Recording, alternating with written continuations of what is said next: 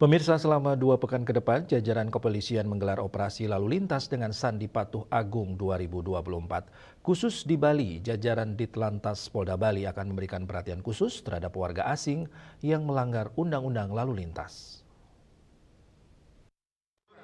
Operasi Patuh Agung 2024 ditandai dengan apel gelar pasukan di Mapolda Bali. Operasi yang dimulai dari tanggal 15 hingga 28 Juli 2024 melibatkan 1.088 orang personel yang terdiri dari 263 personel Polda Bali dan 825 personel Polresta jajaran Polda Bali.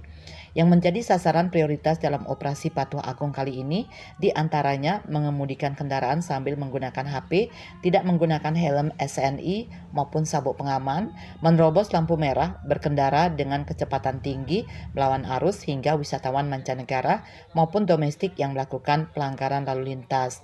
Dengan adanya media sosial seperti sekarang ini, kejadian yang melibatkan warga asing tersebut dengan cepat viral dan menyebar hingga ke dunia internasional.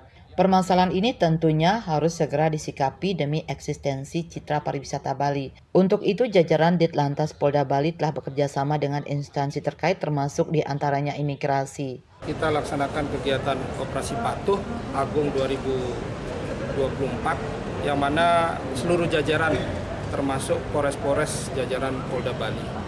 Kemudian target kegiatan yang pertama adalah bagaimana melakukan preemptif dan preventif, artinya kami melakukan pembinaan, penyuluhan dan juga edukasi, yang mana banyak dari data-data yang masuk kendaraan-kendaraan tidak patuh ataupun beberapa kasus kegiatan di jalan pelanggaran lalu lintas cenderung meningkat.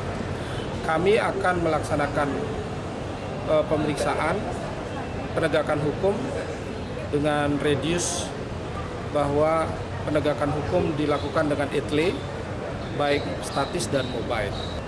Terkhusus kepada operasi WNA orang asing, kami akan bersama-sama dengan imigrasi melaksanakan operasi terhadap bagaimana viral-viral orang asing di Bali yang sampai saat ini tetap ada dan terus bertambah. Menitik terhadap orang asing bahwa ada 2 variabel di WNA ini. Yang pertama adalah yang memberikan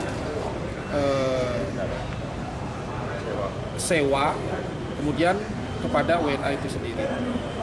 Bahwa sampai saat ini sudah ratusan orang asing kita lakukan penegakan hukum, baik etle dan juga manual berupa berita aman di seluruh jajaran.